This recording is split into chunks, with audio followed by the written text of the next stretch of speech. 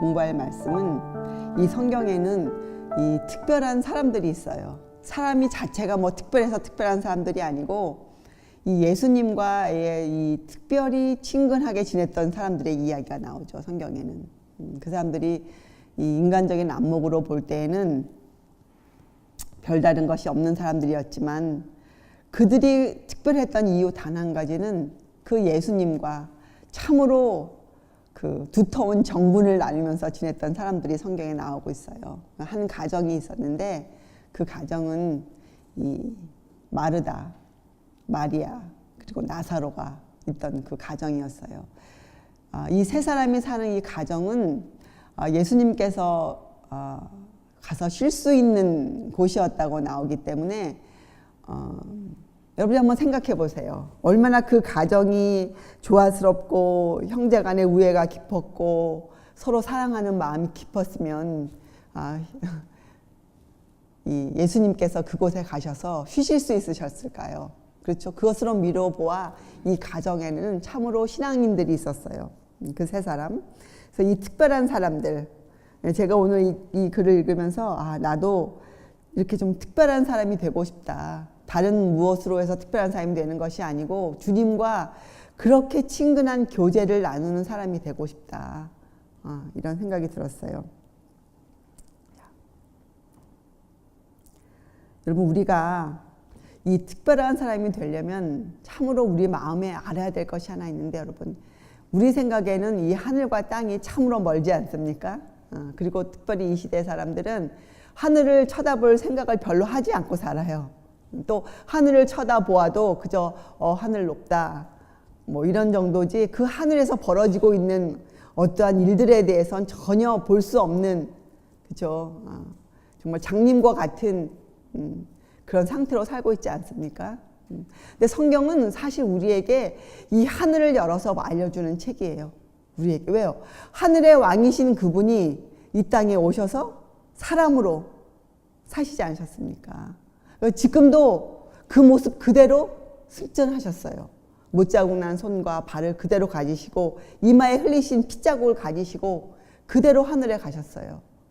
그래서 사실은 우리가 눈이 감겨 있어서 그렇지, 우리가 이 눈만 띄인다면 하늘은 우리에게 굉장히 가까운 곳이에요. 곧 새 하늘과 새 땅이 될 때가 가까운 바로 그때예요. 그래서 우리가 하늘을 쳐다볼 때마다 그 하늘에서 우리를 위해 중보하고 계시는 우리의 맏형님 되시는 그분, 우리의 구주 예수 그리스도를 우리가 그려볼 수 있어야겠죠. 우리의 마음이. 우리가 알아야 할 것은 하나님께서는 당신이 만들어내신 이 인간들, 그죠?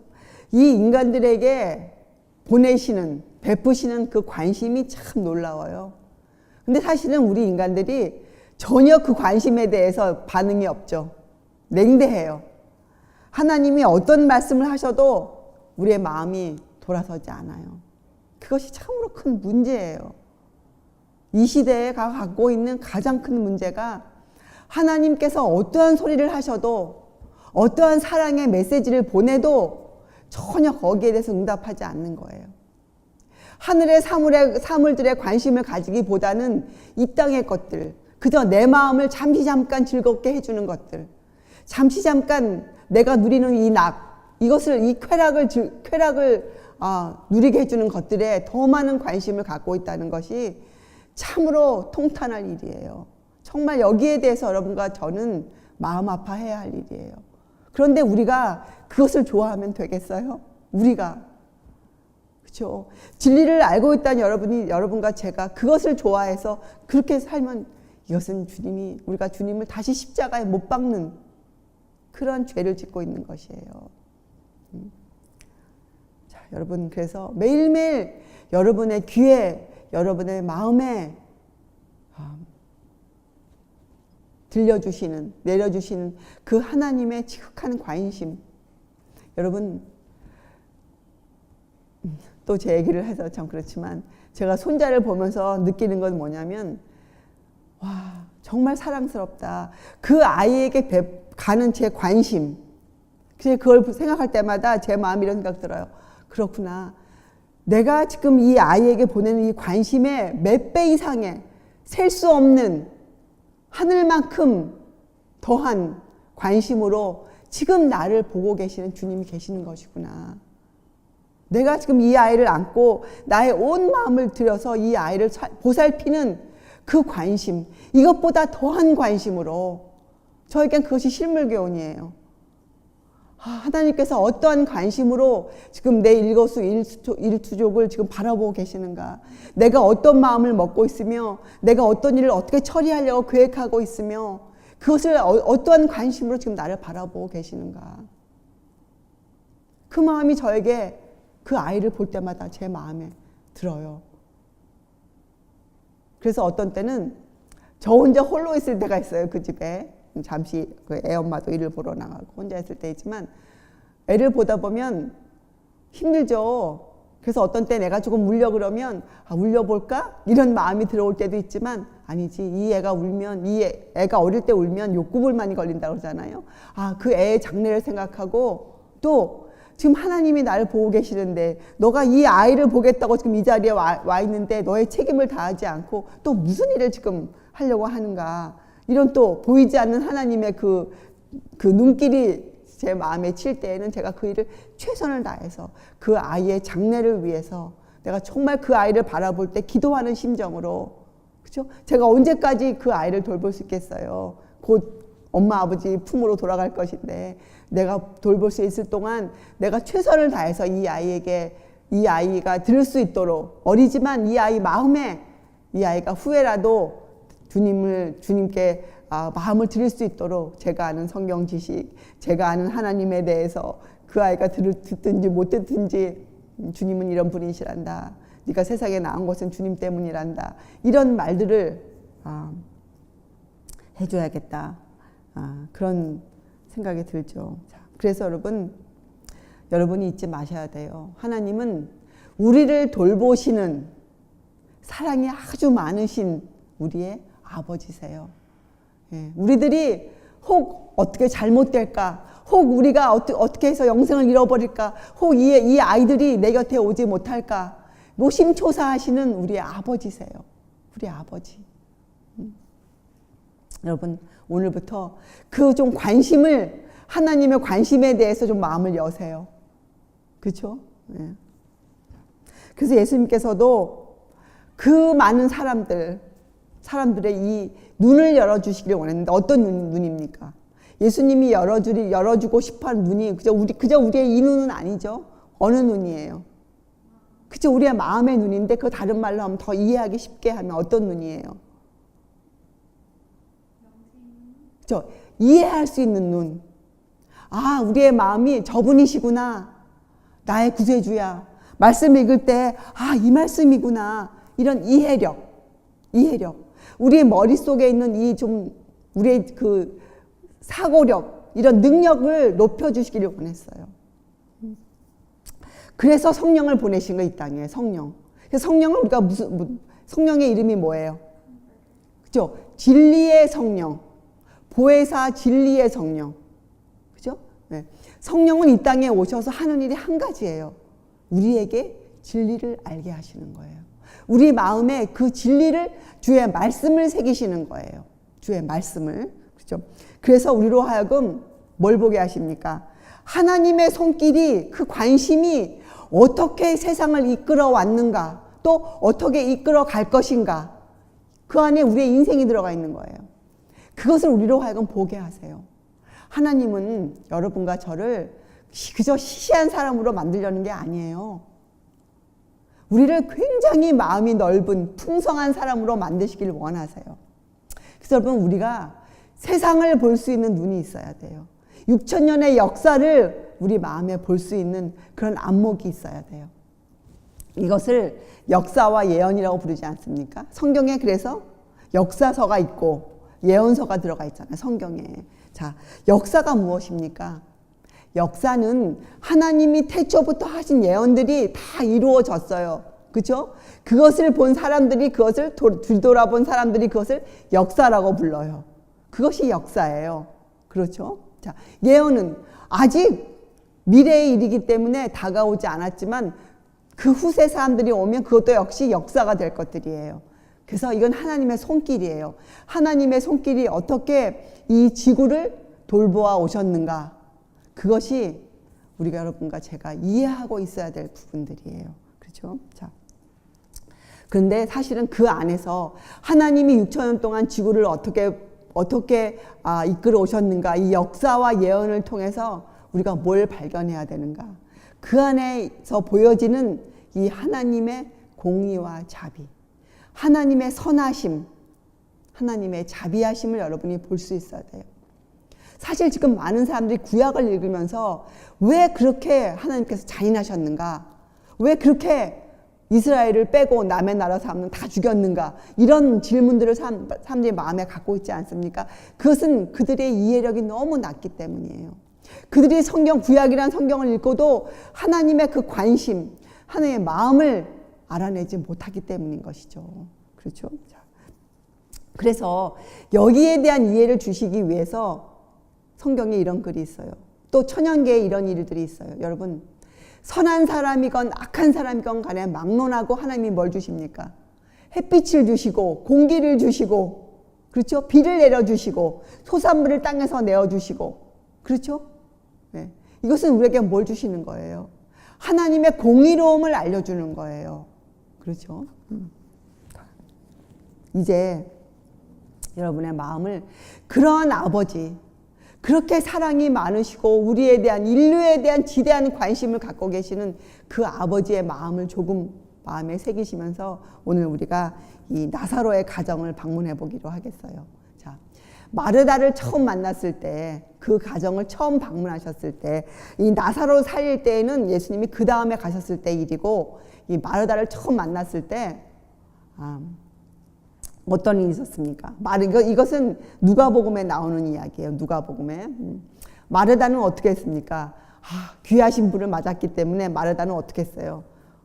여러 가지 대접 준비를 하느라고 바빴어요. 마리아는, 마르다가 볼 때 마리아는 전혀 자기를 도와주지 않는 사람으로 보였잖아요. 그래서 마르다가 불평을 하지 않습니까? 근데 그때 예수님이 마르다에게 이렇게 말씀하세요. 마르다야, 마르다야, 내가 많은 일로 염려하고 근심하나 그러나 몇 가지만 하든지 혹 한 가지만이라도 족하니라. 마리아는 이 좋은 편을 택하였으니 빼앗기지 아니하리라. 이렇게 교훈하셨어요. 근데 마르다가 그 다음 만났을 때 마르다를 보면 분명히 여기에서 주님의 교훈을 받아들였어요. 킹 제임스 번역본에는 이렇게 됐어요. 마르다에게 어떻게 교훈하셨냐면, 마르다야, 한 가지가 너에게 필요하다. 마르다의 결점을 지적해 주셨어요.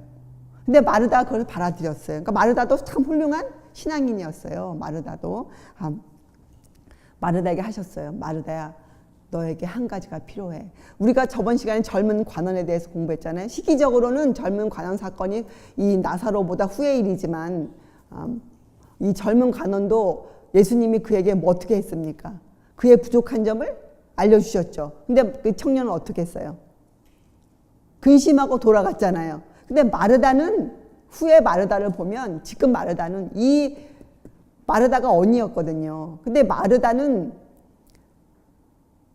주님의 책망을 받아들인 사람으로 나와요. 마르다는. 마르다에게 뭐가 필요했을까요? 지금 마르다는 손님을 대접하는데 거기에 자기의 마음은 들이지 않고 뭐만 했어요? 뭔가를 보여주기 위해서 맛있는 음식을 준비하고 뭐 여러 가지 일을 하느라고 분주했어요. 그 마음이 주님을 맡기 위한 마음의 준비보다는 외형적인 것에 더 바빴어요. 마르다는. 그렇죠? 그래서 마르다에게 부족한 것은 헌신에 대한 문제였어요. 정말 헌신이 무엇인가. 우리도 어떤 때 그 부분에서 굉장히 혼동할 때가 있어요. 정말 헌신이 무엇인가. 전적인 헌신이 무엇인가. 전적인 헌신을 하려면 우리가 무엇이 먼저 준비되어져 있어야 하는가. 여기에 대한 부족을 예수님께서 지적하셨어요. 마르다에게. 그렇죠? 그리고 마르다에게 또 지금 너에게 필요한 것은 지금 지금 여기에서 벌어질 어떤 일, 현세적인 것에 대한 너의 염려가 아니라 정말 너의 염려는 무엇을 너가 염려해야 되는가. 너는 장래와 영생에 관한 지식을 얻기 위해 그것을 갈망해라. 지금 마리아는 그것을 갈망하고 있느니라. 이렇게 말씀하실 거예요. 마르다에게. 그렇죠? 그래서 마르다에게는 지금 너가 나를 대접하는 것이 족한 것이 아니다. 마르다야. 너는 나를 알아가는 일에 자라나야 한다. 이렇게 마르다에게 책망하셨어요. 근데 마르다는 그 예수님을 믿었기 때문에 그때에도 그 책망을 받아들였어요. 우리가 어떻게 알 수 있는가? 이 요한복음, 이건 요한복음 11장에 나오는 사건이에요. 나사로 살리신 사건은 11장. 1장에 이렇게 시작돼요. 어떤 병든 자가 있으니 이는 마리아와 그 형제 마르다의 촌 베다니에 사는 나사로라. 이렇게 나오고요. 또 2절에 이 마리아는 향유를 주께 붓고 머리털로 주의 발을 씻기던 자요. 병든 나사로는 그의 오라비러라. 이렇게 가족들을 소개해요. 그러니까 여기 나온 마리아는 어떤 마리아예요? 이 마리아는 시몬의 잔치에서 예수님에게 향유를 부은, 그렇죠? 그 마리아. 또 우리가 어느 마리아로 알고 있습니까? 이 마리아는 어느 마리아예요? 막달라 마리아로 우리가 알고 있죠. 마르다는 이 마리아의 형제였어요. 마르다는. 자, 사실 여러분이 이걸 잘 읽어보면 이 11장에는 나사로 살리신 사건도 있지만 사실은 이 마르다에게 많은 교훈을 주세요. 그래서 이 11장을 가만히 읽어보면 이 마르다가 참된 신앙생활을 할 수 있도록 이 마르다를 기르시는, 마르다를 가르치시는 주님의 교훈들이 참 많이 들어가 있어요. 11장. 요한복음 11장에는. 자, 처음 만났을 때 마르다는 주님으로부터 책망을 들었죠. 마르다야, 너에게 한 가지가 부족하니라. 이렇게 이런 책망을 들었어요. 이 마르다는 열심히 주님을 더 알기를 원했고 그분의 말씀을 열심히 들었고 신앙이 성장하고 있었어요. 마르다는. 자, 3절에 보면 이에 그 누이들이 예수께 사람을 보내어 가로되 주여 보시옵소서 사랑하시는 자가 병들었나이다 하니, 자, 여기까지 미뤄서 읽어보면 이 나사로는 처음부터 병든 자가 아니었어요. 왜요? 여러분, 예수님은 가시는 곳곳마다 무슨 일을 하셨습니까? 병든 자를 고쳐주셨어요. 만약에 나사로가 예수님을 처음 만났을 때부터 병든 자였더라면 분명히 그때 고치셨을 것이에요. 그래서 우리가 미루어 보면 나사로는 건강한 사람이었는데 갑자기 어떤 병이 든 사람이에요. 그렇죠? 그래서 어떻게 해요? 누이들이 사람을 보내요. 그 전에 보냈을 거 아닙니까? 병 들었으면 그 전에도 가셨을 텐데. 근데 이것은 뭐예요? 갑자기 병 들었기 때문에 예수님께 사람을 보내었어요. 그리고 이 누이들은 마르다와 마리아의 신앙은 예수님을 믿었기 때문에 막 병났다고 지금 막 사람들처럼 막 그 안달을 떨지 않고 그저 예수님의 예수님의 능력을 믿고 어떻게 보냈습니까? 조용한 기별을 보냈어요. 사랑하시는 자가 병들었나이다. 이렇게 조용한 기별을 보냈어요. 그렇죠?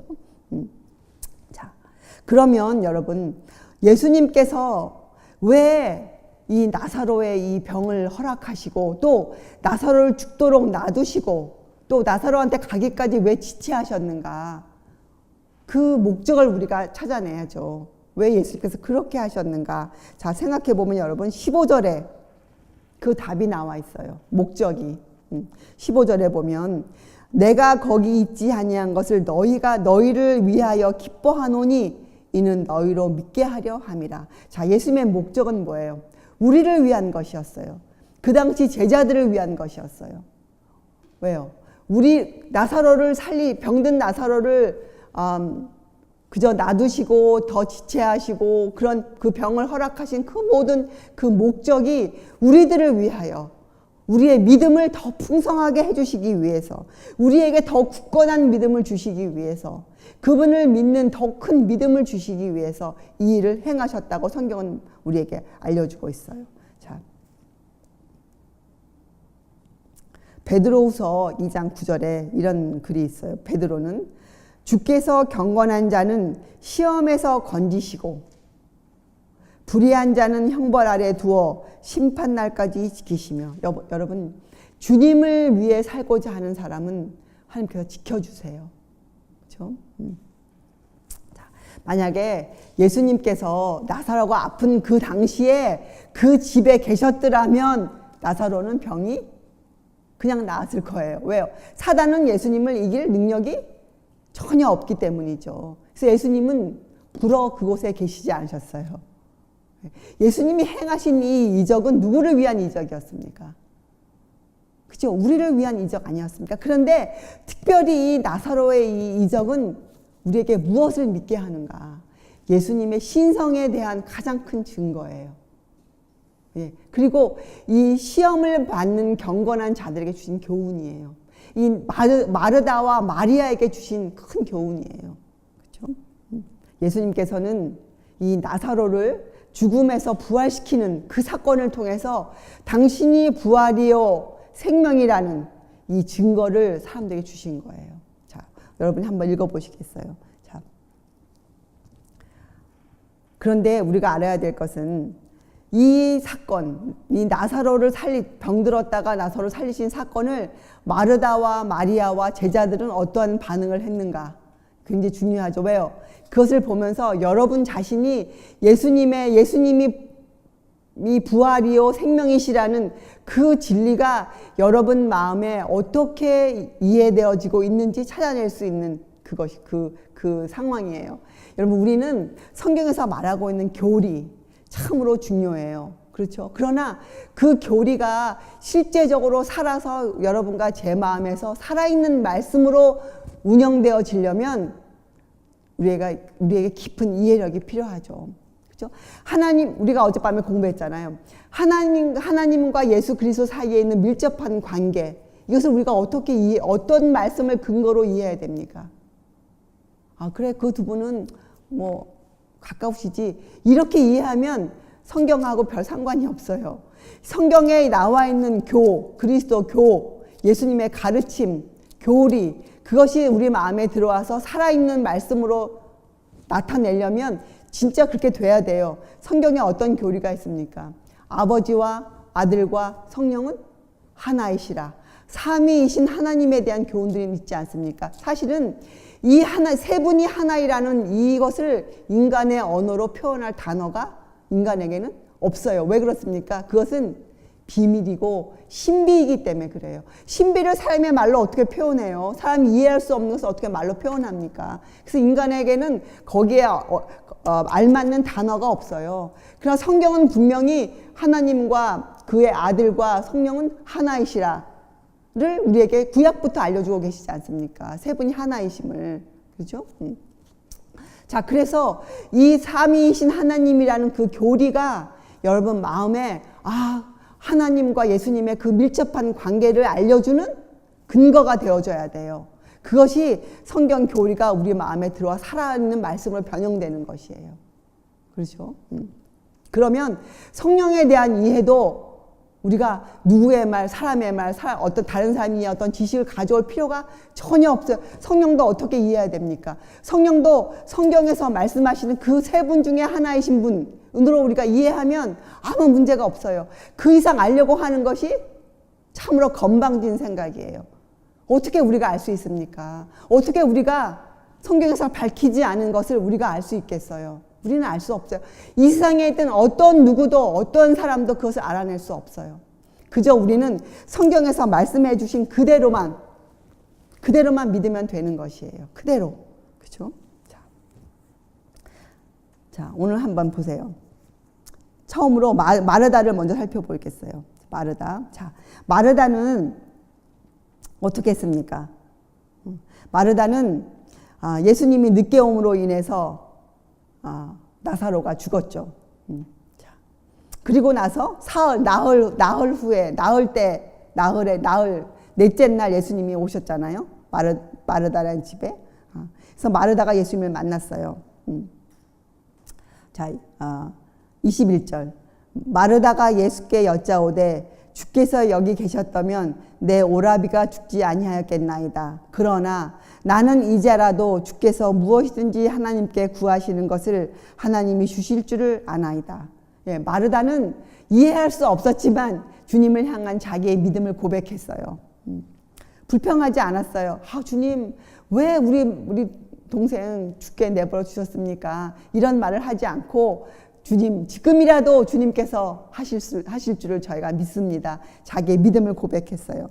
예수께서 가라사대 내 오라비가 다시 살리라.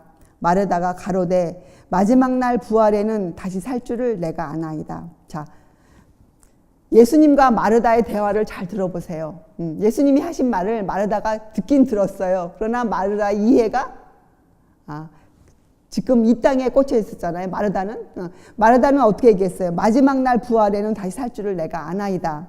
근데 예수님께서는 그 마르다의 믿음을 인정해 주셨어요. 그게 어떻게, 우리가 어떻게 합니까? 계속적으로 마르다와 대화를 나누셨어요. 그죠? 여러분, 이 서로가 말을 주고받을 수 있는 관계는 참으로 중요해요.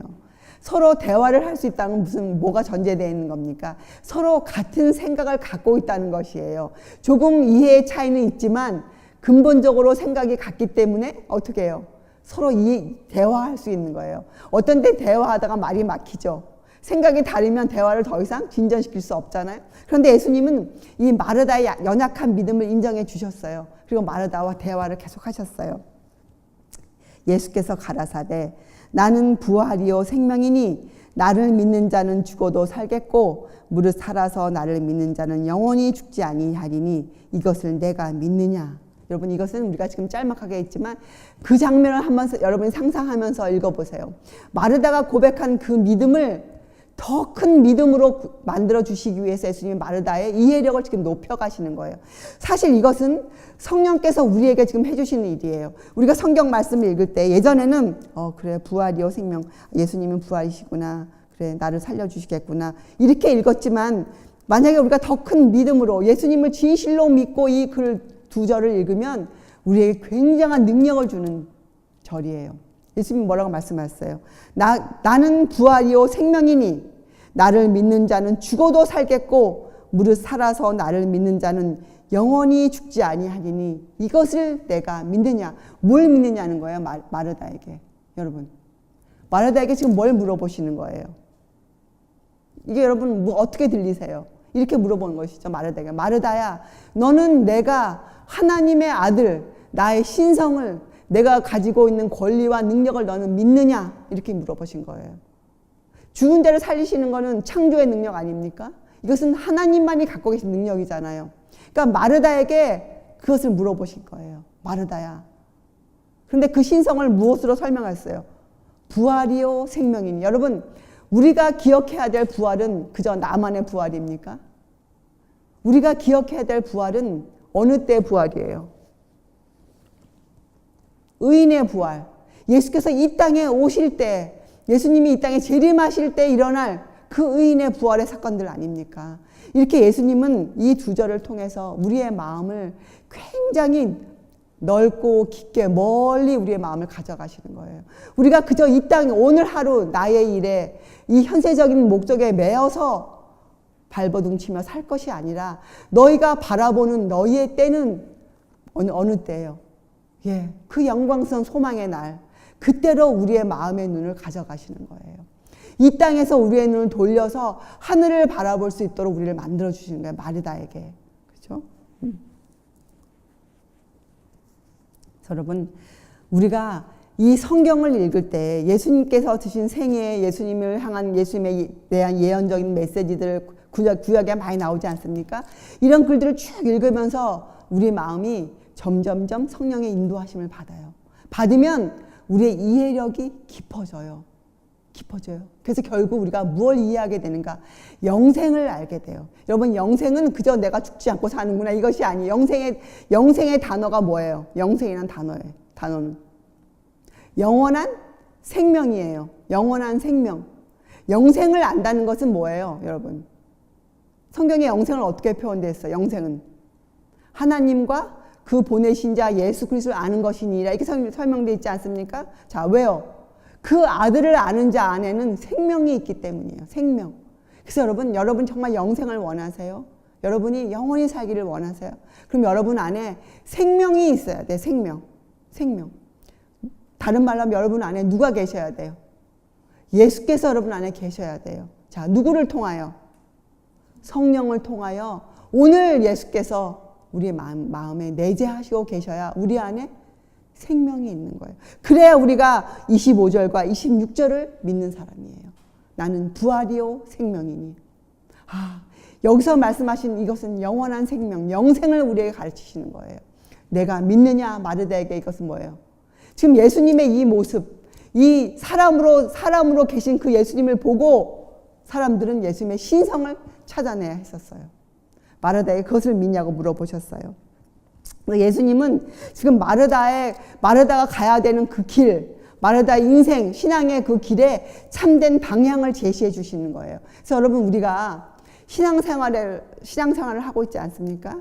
우리가 이 좁은 길을 걸어가고 있지 않습니까? 근데 우리의 눈이 어디에 있어야 우리가 이 방향 감각을 잃지 않는가? 어디겠어요? 우리의 마음에 교리가 필요해요. 닥트린. 근데 무엇이 필요한가? 예수님이 하나님의 아들이시라는 것, 그분의 신성이 우리의 눈을 붙들고 있어야 돼요. 그분이시다. 그분이 나를 위하여 이 땅에 오셨고, 그렇게 사셨고, 희생의 삶을 사셨고, 결국에는 나를 위하여 십자가에 돌아가셨다. 그분이시다. 그분이 하나님이시다. 그분이 이 세상을 만들어내신 창조주 하나님이시다. 그 사상이 여러분의 눈을 붙잡고 있어야 돼요. 하나님을 아는, 예수 그리스도를 아는 우리의 마음의 바탕에 그 교리가 아주 깊게 깔려 있어야 돼요. 그래서 여러분, 우리의 신앙의 참된 방향을 제시해주는 그 주체는 예수님의 신성이에요. 신성. 하나님의, 주는 그리스도시요 하나님의 아들이시니이다. 이 말씀이 여러분의 마음에 깊이 이해되어질 수 있어야 돼요. 그래서 마르다에게 예수님은 나사로의 부활을 통하여 죽은 의인의 부활에 대한 보증과 구주의 능력이 그것을 이룰 것이라는 확신을 주신 거예요. 마르다에게. 그러니 여러분, 처음 만났을 때보다 마르다가 얼마나 많이 성장했습니까? 처음 만났을 때 마르다는 그저 세상 것으로 염려했잖아요. 왜? 손님을 그저 겉으로 대접하는 일에 그 일에 최선을 다했는데, 그런 마르다를 예수님이 예수님의 말씀을 이해할 수 있는 사람으로 끌어가시는 거예요, 여러분. 그래서 여러분, 우리가 성경의 교훈을 진실된 마음으로, 알고자 하는 마음으로, 여러분이 믿는 마음으로 읽으면 우리같이 어리석고 둔한 우리의 이해력을 하나님이 하늘까지 끌어올리실 거예요. 여러분, 우리가 이것을 믿읍시다. 주님께서 우리같이 둔하고 어리석고 부주의하고 참으로 별 볼 일 없는 사람들의 이 둔한 머리를 깨우쳐서 하늘을 볼 수 있는 사람으로 만들어 주시겠다는 그 교훈을 여러분 오늘 마르다를 통해서 여러분 이해하세요. 마르다는 그런 사람이 되었어요. 마르다는, 그죠? 주님은 우리를 끊임없이 지도하세요. 그죠?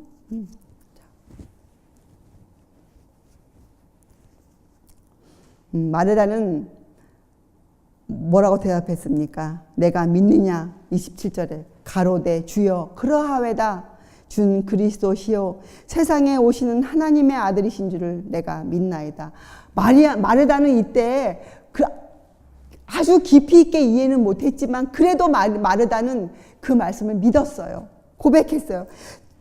그분의 신성을 믿는 믿음과 그분께서는 당신이 하시기를 원하시는 그 일을 이루실 수 있다는 그 자기의 믿음의 신념을 마르다는 믿음으로 고백했어요. 여러분, 우리도 매일매일 우리가 믿는 믿음을 주님께 고백해 드려야 돼. 그러면 주님이 그 고백을 들으시고 우리의 모자라는 부분을 또 가르치세요. 우리를 정말 민망하게 만드시지 아니하고, 그죠? 어떤 선생님들은 세상에서 학생들을 민망하게 만들죠. 무시하고. 그렇잖아요? 그런데 예수님은 그런 선생님이 아니셨어요. 예수님은 우리의 마음을 전혀 민망하게 만들지 않고 우리에게 용기를 주시면서 우리의 죄를 책망하시고 우리가 지금 무엇을 버려야 하는지, 우리가 지금 어디에 대한 이해를 올바로 해야 하는지 그것을 가르치시죠. 주님께서는. 그렇죠? 우리가 어젯밤에 공부했지만 사실 그때 주님의 제자들도 예수님의 말씀을 듣기 어려웠던 그 원인이 무엇이라고 우리가 배웠습니까? 그 원인이 뭐였어요? 제자들은 어떤 가르침을 그때 받았습니까? 유대 사람들은 그때 랍비로부터 어떤 가르침을 받았어요? 랍비의 말을 하나님의 말처럼 듣는 그런 교육을 받았어요. 그때 제자들은. 그래서 그들은 주님과 함께 있으면서도 주님의 교훈을 들으면서 그 교훈이 옳은 것은 알지만 그 교훈을 지켜 행하기가 아주 힘들었어요. 왜요? 그들 마음에 선입견이 있었기 때문이에요. 자, 지금 많은 사람들도 성경을 성경 그대로 읽지 못하는 원인이 무엇입니까? 그들이 다른 사람 사람으로부터 들은 다른 사람의 이해력을 그들이 자기의 것으로 가져오기 때문이에요. 그런 것들을 다 버려야 돼요.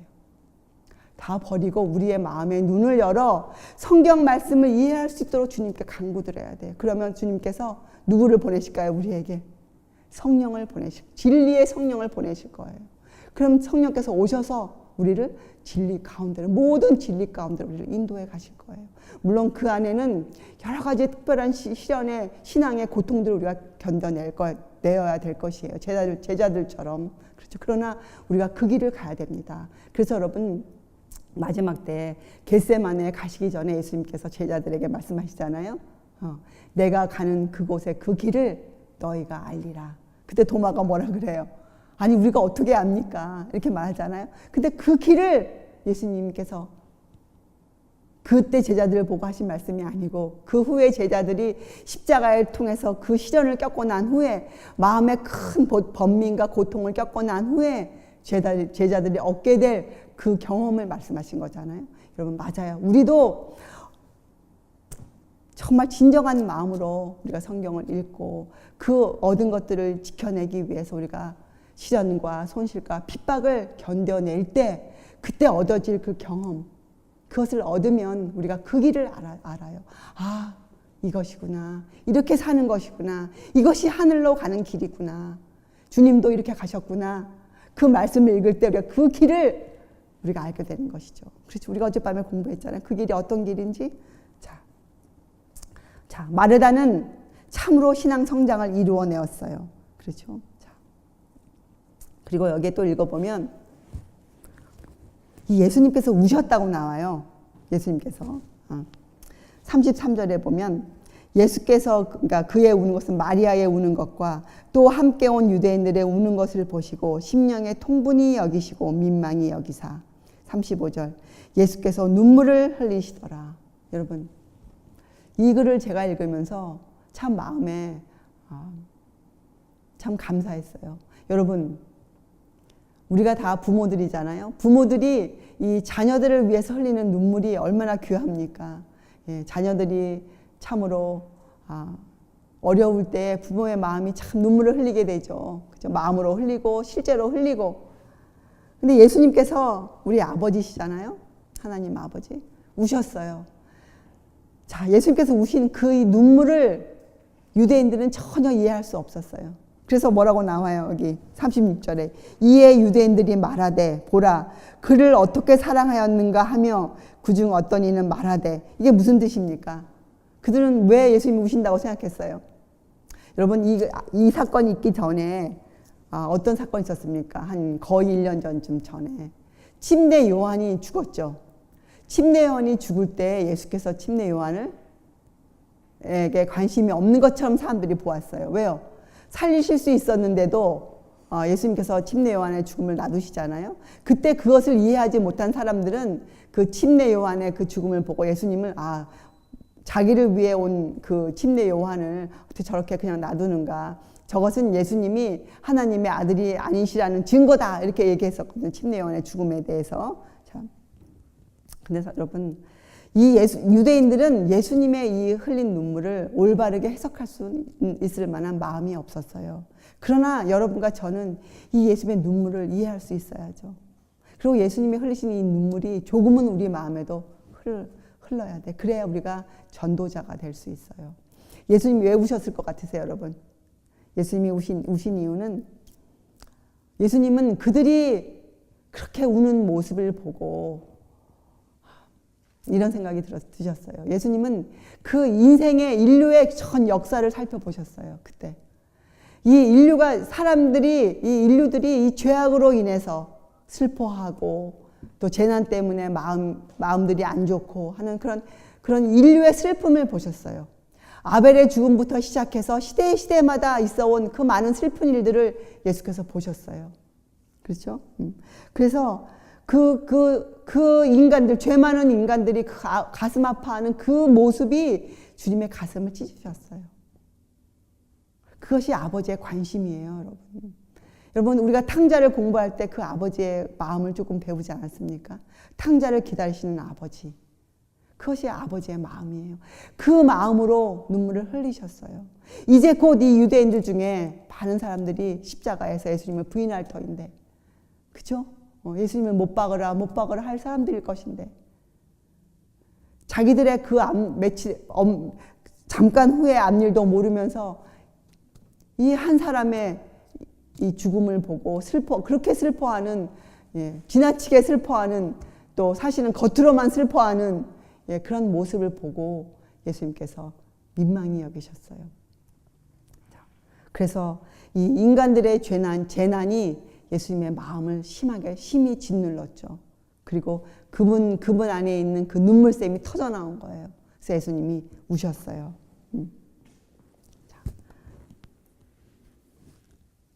그리고 예수님께서 돌을 옮겨 놓으라. 그랬더니 또 마르다가 뭐라고 하겠습니까? 마르다가 죽은 지가 나흘이 되었음에 벌써 냄새가 나나이다. 잠깐 예수님께서 배웠던 가르침을 잠깐 놓쳤어요, 마르다가. 그래서 예수님이 40절에 뭐라고 말씀하세요? 예수께서 가라사대 내 말이 내가 믿으면, 이건 뭘 마르다에게 상기시켜줘요? 그 전에 예수님과 나눈 대화가 있지 않습니까? 내가 믿으면, 이건 마르다가 뭐라고 고백했어요, 예수님께?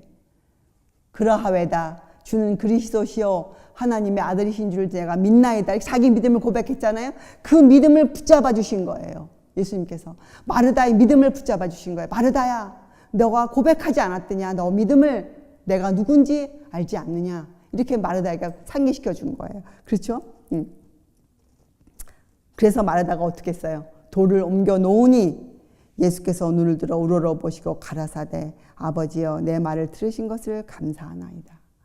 여러분, 예수님께서는 이 나사로를 살려내심으로 해서 이 마르다와 마리아와 나사로의 믿음을 고치시켜 주었고, 또 그 주변에 있는 많은 사람들에게 당신 자신이 누구신지 거기에 대한 신적인 증거를 주신 거예요. 그렇죠? 자, 그러면 이번에는 이 제자들의 반응을 살펴보기로 하겠어요. 자, 제자들은 앞으로 돌아가야 되죠. 자, 제자들은 예수님께서 나사로를 사랑하시는 줄 알았어요. 그렇죠? 그런데 나사로가 병들었다는 소식을 듣고도 예수께서 지체하시는 모습을 보고 그들이 어떻게 했을까요? 표현은 안 했지만 그들이 어떻게 됐을까요? 참 이상하시다, 우리 주님. 아니, 나사로를 그렇게 사랑하시더니 왜 안 가시지? 지금 여기에서 별 일도 없는데 왜 안 가시고 이렇게 지체하실까 하는 마음을 갖고는 있었지만 감히 거기에 대해서 물어보지 않았어. 왜요? 관심이 별로 없었건 나사로에게 제자들은. 그렇죠? 자. 그런데 이틀을 기다린 후에, 그렇죠? 7절에 6절과 7절에 그 후에 제자들에게 이르시되 유대로 다시 가자 하시니, 그 후에 가자고 하신 제자들은 이런 마음이 들었을 거예요. 왜 이제야 가시지? 왜 그전에는 안 가시고, 아니 왜 지체하셨을까? 이런 의문이 있었어요. 그런데 그들의 답은 무엇이었습니까? 랍비여, 방금도 유대인들이 돌로 치려 하였는데 또 그리로 가시려 하나이까? 여러분, 제자들은 마음에 어떤 신앙적인 의문이 들었으면 뭘 먼저 해야 돼요? 여러분, 이게 우리에게 어떤 교훈을 줍니까?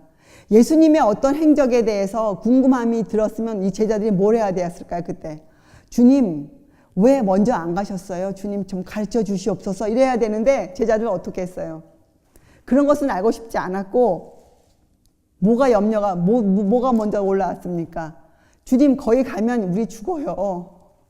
자기들이 당할 일, 생기지도 않은 일, 그렇죠? 자기들 스스로 만들어낸 근심과 염려로 가득 차서 그것을 주님께 먼저 얘기했어요. 꼭 우리의 모습 같지 않아요? 예, 주님께서 어떤 놀라운 일을 하시려고 우리를 통해 하시려고 가르치고 계시는 중에 우리는 무엇만 관심을 갖고 있습니까? 예, 당장 내 앞에 떨어진 일, 내 근심, 걱정, 이것을 주님께 먼저 내놓죠. 제자들이 그렇게 했어요. 자, 그런 제자들을 이렇게 가르치셨어요. 9절. 예수께서 대답하시되 낮이 12시가 아니냐? 사람이 낮에 다니면 이 세상의 빛을 봄으로 실족하지 아니하고 밤에 다니면 빛이 그 사람 안에 없는 거로 실족하느니라. 이 말씀을 하신 후에 또 가라사대 우리 친구 나사로가 잠들었도다. 그러나 내가 깨우러 가노라. 제자들이 가로되 주여 잠들었으면 낫겠나이다 하더라. 예수는 그의 죽음을 가리켜 말씀하신 것이나 저희는 잠들어 쉬는 것을 가리켜 말씀하신 줄 생각하는지라. 이에 예수께서 밝히 이르시되 나사로가 죽었느니라. 여러분, 우리가 이 나사로의 사건을 통해서도 죽음에 대한 성경적 이해를 분명히 가져올 수가 있어요. 성경은 이 사람이 죽는 죽음, 모든 사람이 죽는 죽음을 죽음이라고 말하지 않고 뭐라고 말합니까? 잔다고 얘기해요. 잔다. 왜요? 왜 그렇습니까? 시간의 차이가 있어서 그렇지 모든 죽은 사람은 부활할 것이기 때문에 그래요. 의인은 의인의 부활로, 악인은 악인의 부활로. 그렇죠? 그래서 여러분, 우리가 이 죽음에 대해서도 성경적인 이해를 꼭 가지고 있어야 돼. 그래야 부활을 이해할 수가 있어요. 부활을. 그렇죠? 자, 두 가지를 제자들에 가르치신 거예요. 잘못된 이해, 죽음에 대한 잘못된 이해를 가르치시고, 자, 또 더 중요한 것은 9절과 10절이에요. 자, 낮에 다니면 이 세상의 빛을 봄으로 실족하지 아니하고, 이것은 그저 예수님이 우리가 보는 이 낮을 얘기한 것이 아니죠. 여기에서 이것은 뭐예요? 또 10절에 나오는 밤은 뭐예요? 여기서 말하는 낮은 무엇을 비유하시고 이 밤은 무엇을 비유하신 거예요? 낮과 밤. 여기에서 낮에 다니면 세상의 빛을 본, 세상의 빛이 누구십니까? 그렇죠. 그리스도가 세상의 빛 아니세요? 하나님께서 세상의 빛이시잖아요. 그래서 여기서 말씀하시는 이 낮은 어떤 낮이에요? 이것은 하나님의 길을 걷는 사람들이에요. 하나님의 뜻대로 그 행하는 길을 걷고 있는 사람들. 하나님의 뜻에 따라 사는 사람들은 그 빛을 보아요. 그래서 결코 실패하지 않아요. 그러나 밤에 다니면 이 밤은 무엇일까요? 이것은 자기들이 선택한 자기 자신의 길이에요. 하나님의 길을 제쳐두고 자기 자신의 인생의 계획과 뜻대로 사는 사람들은 그 빛이 없어요. 예수께서 그 안에 계실 수가 없으므로 그들의 인생은 어떻게 해요? 실패할 수뿐이 없는 거예요. 영생을 얻을 수가 없다는 것을 제자들에게 가르치셨어요. 그렇죠? 하나님께서 부르시지 않는 곳, 자기 자신이 선택한 길로 행하는 자는 실족하게 될 것이다. 그렇죠? 왜요? 그에게는 낮이 밤으로 변했기 때문에 어느 곳에 있든지 그런 사람은 안전하지 못해요. 여러분과 저의 인생도 하나님께서 선택하신 그 길을 놔두고 우리가 우리 마음대로 인생을 설계하고 계획하고 살면 그 길에는 안전하지 않아요. 영생을 갈 수가 없게 돼요. 그것이 성경이 우리에게 주는 경고예요. 자, 여러분, 오늘 우리가 이 나사로 살신 사건을 통해서 그저 죽은 자가 살아났다, 이것이 중요한 것이 아니고 그 사건을 통해서 하신 예수님이 하신 그분이 누구신가? 정말 내가 믿는 그분은 내가 그렇게 믿는가? 마르다처럼 그는 그리스도시요 하나님의 아들이시라고 내가 믿는가? 내가 그분을 삼위 중에 한 분으로 내가 믿는가? 그분을 그렇게 믿으면 그분이 보내신 보혜사 성령도 그렇게 믿게 되어져 있어요. 우리의 이해는 하나지 이렇게 저렇게 되어 있지 않아요. 성경 모든 것은 황금고리로 연결되어져 있어요. 자기의 신앙을 다시 살펴보는, 그래서 주님께서 우리 안에 와 계셔서 우리가 밝은 대낮에 살 수 있는 그런 사람, 정말 그런 신앙인. 그래서 마르다처럼 돌을 옮겨 놓으라 하는 그 주님의 요구에 우리가 응답할 수 있는 사람. 우리가 시시때 때 그런 경우가 많잖아요. 주님을 믿는다고 하면서도 주님이 어떤 말씀하시면 우리 생각을 먼저 얘기할 때가 있죠. 우리가 주님이 이렇게 하라고 행하시는데도 불구하고 우리가 우리 뜻이 튀어나올 때가 있지 않습니까? 그때 또 말씀을 읽으면 이거 주님 할 때 주님의 그 요구를 발견하고 돌을 옮겨 놓는 사람. 그죠? 우리가 해야 할 우리의 의무를 우리가 행하는 사람. 여러분과 저는 정말 그런 사람이 되어야 돼요. 그런 사람. 그리고 여기에 보면 이 나사로가 나왔을 때 예수님께서 이렇게 얘기하시잖아요. 그 뭐예요? 수위. 44절에 수건에 쌓였더라. 예수께서 가라사대 풀어놓아 다니게 하라 하시니라. 이렇게 끝나잖아요. 풀어놓아 다니게 하라. 나사로 살리기 사건으로 끝을 낸 게 아니고 그가 나왔을 때 풀어놓아 다니게 하라, 이런 교훈을 주셨어요. 이거 그냥 하신 말씀이에요? 이건 뭐예요? 풀어놓아 다니게 하라. 이것은 뭐예요? 우리는 우리의 이웃들을 위한 봉사사업에 들어가야 돼요. 사람은 그 일을 하고 있어야 돼요. 주님이 나사로를 살려냈지만 그 나사로가 사람들 사이에 다닐 수 있도록 사람이 그 일을 했어야 했어요. 사람이 가서 주님께서 나사로의 그 수위를 뭐 풀 수 없으셨겠어요? 아니죠. 우리에게 하실 일을 주신 거예요. 여러분, 우리에게 해당된 일, 우리가 그리스도인으로서 그렇게 살아야 마땅한 그 일들을 주님은 우리에게 하시기를 원하세요. 그래서 오늘 이제껏 우리가 보았던 나사로의 그 부활에 대한 나사로 살리신 그런 안목이 아니고 그분이 누구신가? 그분이 누구시길래 나사로 살려내셨는가? 그리고 왜 지체하셨는가? 제자들은 그 질문에 대해서, 그 의문에 대해서 주님께 물어보지 않았지만 여러분과 저는 성경을 읽으면서 여러분 마음에 무엇이든지 말씀에 대한 질문은 여러분이 주님께 드리세요. 주님께 드리고 주님으로부터 직접 그 응답을 드러내세요. 어떤 다른 사람이나 다른 어떤 것이 아니고 주님으로부터, 성경으로부터 그 해답을 들어서 여러분 마음에 예수님이 누구신가에 대한 그분의 절대적 신성에 대한 조금도 의심 없이 그분을 믿는 그런 신실한 사람. 그래서 정말 주님 오실 때 가까운 때에 주님, 우리가 세상을 바라보지 않고 세상에 살고 있으나 세상에 봉사할 수 있는 사람, 세상에 살고 있으나 그 세상과 하나가 되지 않고 하늘과 하나가 될 수 있는 사람, 정말 그렇게 마음이 넓은 사람, 정말 그런 사람 되기를 제 자신이 얼마나 원하는지 모르겠어요. 여러분도 저와 함께 정말 그런 사람이 되기를, 그래서 예수님이 흘리신 그 눈물이 우리의 마음에도 흐를 수 있도록 우리 그런 사람 되기를 바랍니다. 기도하시겠어요? 하늘에 계신 하나님 아버지, 저희들처럼 아무것도 아닌 자들에게 말씀을 가르치시고 말씀을 읽게 하여 주신 그 은혜를 감사드립니다. 하나님, 저희 손에 들려져 있는 이 성경이 어떠한 가치를 갖고 있는지 저희가 매일매일 새롭게 찾아내는, 보화를 찾아내는 그러한 사람 되게 하여 주시옵소서. 그리하여 이 땅에서의 우리의 삶이 하늘의 삶처럼 풍성한 삶으로 이루어질 수 있도록 주님, 그래서 주님이 가신 그 길을 저희도 알고 그 길을 걸을 수 있도록 주님 도와주시옵소서. 감사드리오며 귀하신 예수 그리스도의 이름으로 아버지께 간절히 기도드리옵나이다. 아멘.